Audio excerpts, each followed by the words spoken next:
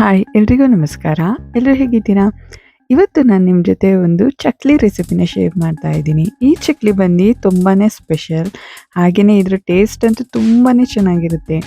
ಇದು ಕೂಡ ಒಂದು ಹೆಲ್ದಿ ವರ್ಷನ್ ಅಂತಲೇ ಅನ್ಬೋದು. ನಾವು ಮಾಡೋ ಚಕ್ಲಿನಲ್ಲೇ ಸ್ವಲ್ಪ ಟ್ವಿಸ್ಟ್ ಕೊಟ್ಟು ನಾವು ಮಾಡಿದ್ರೆ ಈ ರೀತಿ ಒಂಥರ ರುಚಿಯಾಗಿರ್ತಕ್ಕಂಥ ಒಂದು ಚಕ್ಲಿನ ನಾವು ಮಾಡ್ಕೊಬೋದು. ಇದನ್ನು ಹೇಗೆ ಮಾಡೋದು ಅಂತ ಹೇಳಿ ನೋಡೋಣ. ನೋಡಿ ಎಷ್ಟು ಕ್ರಿಸ್ಪಿಯಾಗಿ ಬಂದಿದೆ ಅಂತ ಹೇಳಿ. ಟೇಸ್ಟ್ ಕೂಡ ಅಷ್ಟೇ ಚೆನ್ನಾಗಿರುತ್ತೆ. ಇದನ್ನು ಮಾಡೋದಕ್ಕೆ ಮೊದಲನೇದಾಗಿ ನಾನಿಲ್ಲಿ ಒಂದು ಪಾತ್ರೆಗೆ ಸ್ವಲ್ಪ ನೀರನ್ನು ಕಾಯೋದಕ್ಕಿಟ್ಟಿದೆ. ಆ ನೀರಿಗೆ ನಾನಿಲ್ಲಿ ಚೆನ್ನಾಗಿ ವಾಶ್ ಮಾಡಿರ್ತಕ್ಕಂಥ ಪಾಲಕ್ ಸೊಪ್ಪನ್ನ ಹಾಕ್ಕೊತಾ ಇದ್ದೀನಿ. ಈ ಪಾಲಕ್ ಸೊಪ್ಪು ಬಂದು ಇಲ್ಲಿ ನಾನಿಲ್ಲಿ ಒಂದು ಕಟ್ಟಷ್ಟು ತೊಗೊಂಡಿದ್ದೀನಿ. ನೋಡಿ ಈ ರೀತಿ ಪಾಲಕ್ ಸೊಪ್ಪನ್ನ ಹಾಕಿ ಇದನ್ನು ಜಾಸ್ತಿ ಬೇಯಿಸಬಾರ್ದು. ಒಂದು 2-3 ನಿಮಿಷದ ಕಾಲ ಅದನ್ನು ಹಾಗೆಯೇ ಬೇಯಿಸಿ ಇದನ್ನು ತೆಗ್ದಿದ ತಕ್ಷಣಕ್ಕೆ ಒಂದು ತಣ್ಣೀರಿಗೆ ಹಾಕ್ಕೊಬೇಕಾಗುತ್ತೆ. ಈ ರೀತಿ ತಣ್ಣೀರಿಗೆ ಹಾಕಿ ಒಂದು 2-3 ನಿಮಿಷದ ಕಾಲ ಹಾಗೆಯೇ ಬಿಟ್ಟು ಒಂದು ಮಿಕ್ಸಿ ಜಾರ್ಗೆ ಹಾಕ್ಕೊಂಡು ಈ ರೀತಿ ನುಣ್ಣಗೆ ಪೇಸ್ಟ್ ಮಾಡಿಟ್ಕೊಳ್ಳಿ. ಹಾಗೆಯೇ ನಾನಿಲ್ಲಿ ಈ ಕಪ್ ಅಳತೆನಲ್ಲಿ 2 ಕಪ್ ಅಷ್ಟು ನಾನು ಅಕ್ಕಿ ಹಿಟ್ಟನ್ನು ತೊಗೊಂಡಿದ್ದೀನಿ. ಇದು ಮೆಷರ್ಮೆಂಟ್ ಬಂದು ನೀವು ಎಷ್ಟು ತೊಗೊತೀರಾ ಅಂತ ನೋಡ್ಕೊಳ್ಳಿ. ಈಗ 2 ಕಪ್ ಅಕ್ಕಿ ಹಿಟ್ಟಿಗೆ ನಾನಿಲ್ಲಿ ಒಂದು 3/4 ಕಪ್ ಅಷ್ಟು ಕಡಲೆಯನ್ನು ತೊಗೊತಾ ಇದ್ದೀನಿ. 3/4 ಕಪ್ಪಿಗಿಂತ ಸ್ವಲ್ಪ ಕಡಿಮೆ ಆದ್ರೂ ಪರವಾಗಿಲ್ಲ. ಈ ರೀತಿ ಕಡಲೆನ ತೊಗೊಂಡು ಅದನ್ನು ಕೂಡ ಈ ರೀತಿ ಪೌಡ್ರ್ ಮಾಡಿಕೊಂಡು ಒಂದ್ಸಲ ಎಲ್ಲನೂ ಕೂಡ ಚೆನ್ನಾಗಿ ಜರಡಿ ಮಾಡಿ ಇಟ್ಕೊಳ್ಳಿ. ಅದರಲ್ಲಿ ಏನಾದರೂ ದಪ್ಪವಾಗಿ ಇದ್ದರೆ ಕಡಲೆ ಎಲ್ಲ ಹಾಗೆಯೇ ಕಲಿಸ್ಬೇಕಾದ್ರೆ ಸ್ವಲ್ಪ ಇದಾಗುತ್ತೆ. ಹಾಗೆಯೇ ಈ ರೀತಿ ಕಡಲೆನ ಹಾಕಿ ಇದಕ್ಕೆ ನಾನಿಲ್ಲಿ ಸ್ವಲ್ಪ ಖಾರದ ಪುಡಿನ ಹಾಕ್ಕೊತಾ ಇದ್ದೀನಿ.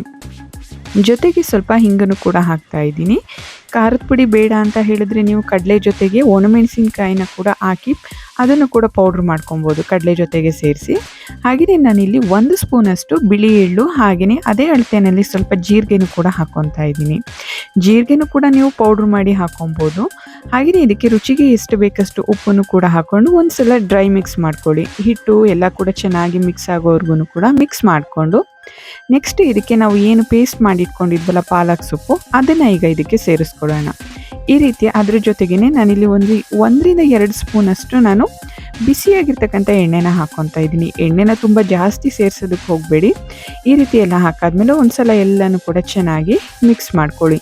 ಈ ರೀತಿ ಪಾಲಕ್ ಸೊಪ್ಪನ್ನ ಹಾಕಿ ಮಾಡಿದ್ರೆ ಚಕ್ಲಿ ಕೂಡ ತುಂಬಾ ಟೇಸ್ಟಿಯಾಗಿರುತ್ತೆ. ಹಾಗೆಯೇ ಕಲರ್ ಕೂಡ ಸ್ವಲ್ಪ ಚೇಂಜ್ ಇರುತ್ತೆ.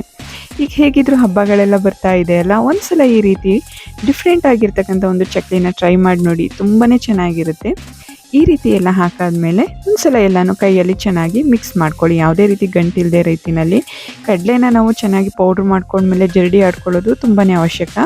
ಈ ರೀತಿ ಮಾಡ್ಕೊಂಡಾದ್ಮೇಲೆ ಇದಕ್ಕೆ ನೀರನ್ನು ಸೇರಿಸ್ಕೊತ ನಾನು ಕಲಿಸ್ಕೊತಾ ಇದ್ದೀನಿ. ಇದಕ್ಕೆ ನಾನೇನು ಪಾಲಕ್ ಸೊಪ್ಪಲ್ಲಿ ಬೌಲಲ್ಲಿ ಇಟ್ಟಿದ್ನಲ್ಲ ಅದೇ ನೀರನ್ನು ಹಾಕ್ಕೊತಾ ಇದ್ದೀನಿ. ಇದು ನೀರು ಬಂದು ಸ್ವಲ್ಪ ಬೆಚ್ಚಗಿರ್ತಕ್ಕಂಥ ನೀರನ್ನು ಯೂಸ್ ಮಾಡಿ, ತುಂಬ ಬಿಸಿ ನೀರಲ್ಲ, ಸ್ವಲ್ಪ ಬೆಚ್ಚಗಿರ್ತಕ್ಕಂಥ ನೀರನ್ನು ಹಾಕಿ ಚಕ್ಲಿ ಹಿಟ್ಟಿನ ಹದಕ್ಕೆ ನೀವು ಇದನ್ನು ಕಲಿಸ್ಕೊಬೇಕಾಗುತ್ತೆ. ನೆಕ್ಸ್ಟ್ ನಾನಿಲ್ಲಿ ಈ ಚಕ್ಲಿನ ನಾವು ಮಾಮೂಲಿ ಯಾವ ರೀತಿ ನಾವು ಇದನ್ನು ಶೇಪ್ ಮಾಡ್ಕೊತೀವಿ ಆ ರೀತಿ ಇದರಲ್ಲಿ ಮಾಡಿಕೊಂಡ್ರೆ ರೆಡಿ ಆಗುತ್ತೆ. ನೋಡಿ ನಾನಿಲ್ಲಿ ಸ್ವಲ್ಪ ಚಿಕ್ಕದಾಗಿಯೇ ಮಾಡ್ಕೊತಾ ಇದ್ದೀನಿ. ನಿಮಗೆ ಬೇಕು ಅಂತ ಹೇಳಿದರೆ ತುಂಬ ದೊಡ್ಡದಾಗಿ ಕೂಡ ಮಾಡ್ಕೊಬೋದು. ಈ ರೀತಿ ಎಲ್ಲ ಚಕ್ಲಿನೂ ರೆಡಿ ಮಾಡಿ ಇಟ್ಕೊಂಡಾದ್ಮೇಲೆ ಎಣ್ಣೆ ಕಾಯ್ದಿದ್ದಾಗ ಅದನ್ನು ಹಾಕಿ ಚೆನ್ನಾಗಿ ಇದನ್ನು ಒಂದು ಮೀಡಿಯಮ್ ಫ್ಲೇಮ್ನಲ್ಲಿ ಚೆನ್ನಾಗಿ ಫ್ರೈ ಮಾಡ್ಕೊಬೇಕು. ಎಣ್ಣೆನ ತುಂಬ ಹೈ ಫ್ಲೇಮಲ್ಲಿ ಇಟ್ಕೊಳ್ಳೋದಕ್ಕೆ ಹೋಗ್ಬಿಡಿ, ಲೋ ಫ್ಲೇಮಲ್ಲೇ ಇಟ್ಕೊಂಡು ಎಷ್ಟು ಬೇಕಷ್ಟು ಚಕ್ಲಿನ ಹಾಕ್ಕೊಂಡು ಚೆನ್ನಾಗಿ ಇದನ್ನು ಡೀಪ್ ಫ್ರೈ ಮಾಡ್ಕೊತಾ ಇರಿ. ಆಮೇಲೆ ಇನ್ನೊಂದು, ಇದಕ್ಕೆ ಜಾಸ್ತಿ ಪಾಲಕ್ ಸೊಪ್ಪನ್ನು ಕೂಡ ಹಾಕಬೇಡಿ. ಅದರಲ್ಲಿರ್ತಕ್ಕಂಥ ಮಾಯ್ಶ್ಚರ್ ಏನಿದೆ, ನೀರಿನ ಅಂಶ ಇದೆಲ್ಲ ತುಂಬ ಒಂದು ಸ್ವಲ್ಪ ಚಕ್ಲಿ ಕೂಡ ತುಂಬಾ ಒಂದು ಸ್ವಲ್ಪ ಸಾಫ್ಟ್ ಆಗೋ ಹಾಗೆ ಆಗುತ್ತೆ. ಪಾಲಕ್ ಸೊಪ್ಪು ನಮಗೆ ಇದು ನಾವು ಎಷ್ಟು ಈಗ 2 ಕಪ್ ಅಳತೆ ಅಕ್ಕಿ ಹಿಟ್ಟಿಗೆ 1 ಕಟ್ಟಷ್ಟು ಪಾಲಕ್ ಸೊಪ್ಪು ಸಾಕಾಗುತ್ತೆ. ನಿಮಗೆ ಇನ್ನೂ ಸ್ವಲ್ಪ ಕಲರ್ ಬೇಕು ಅಂತ ಅನಿಸಿದ್ರೆ ಸ್ವಲ್ಪ ಅಕ್ಕಿ ಹಿಟ್ಟಿನ ಪ್ರಮಾಣ ಜಾಸ್ತಿ ಮಾಡ್ಕೊಬೋದು. ತುಂಬ ಜಾಸ್ತಿನೂ ಕೂಡ ಹಾಕ್ಕೊಂಡಷ್ಟು ಟೇಸ್ಟ್ ಕೂಡ ತುಂಬ ಚೆನ್ನಾಗಿರಲ್ಲ. ಈ ರೀತಿ ಎಲ್ಲನೂ ಹಾಕಿ ಎಣ್ಣೆಯಲ್ಲಿ ಡೀಪ್ ಫ್ರೈ ಮಾಡ್ಕೊಬೇಕಾಗುತ್ತೆ. ಯಾವಾಗ್ಲೂ ಅಕ್ಕಿ ಹಿಟ್ಟು, ಉದ್ದಿನಬೇಳೆ ಎಲ್ಲ ಹಾಕಿ ನಾವು ಯೂಶ್ವಲಾಗಿ ಚಕ್ಲಿನ ಮಾಡ್ತಾ ಇರ್ತೀವಿ. ಆದರೆ ಇದೊಂಥರ ಇನ್ಸ್ಟೆಂಟ್ ಅಂತಲೇ ಹೇಳ್ಬೋದು. ತುಂಬ ಈಸಿಯಾಗಿ ಮಾಡ್ಕೊಬೋದು, ದಿಢೀರ್ ಅಂತಲೇ ಮಾಡ್ಕೊಬೋದು. ಅಥವಾ ಮಾಡಬೇಕು ಅಂತ ಅದನ್ನು ತುಂಬ ಪ್ರೊಸೀಜರ್ ಎಲ್ಲ ಫಾಲೋ ಮಾಡಿ ಮಾಡೋ ಅಂಥದ್ದೇನಿಲ್ಲ. ಟೇಸ್ಟಿಯಾಗಿ ಕೂಡ ಇರುತ್ತೆ. ಹಾಗೆಯೇ ನೋಡೋದಕ್ಕೂ ಕೂಡ ತುಂಬಾ ಚೆನ್ನಾಗಿರುತ್ತೆ. ನೀವು ಕೂಡ ಈ ರೆಸಿಪಿನ ಮನೆಯಲ್ಲಿ ಟ್ರೈ ಮಾಡಿ.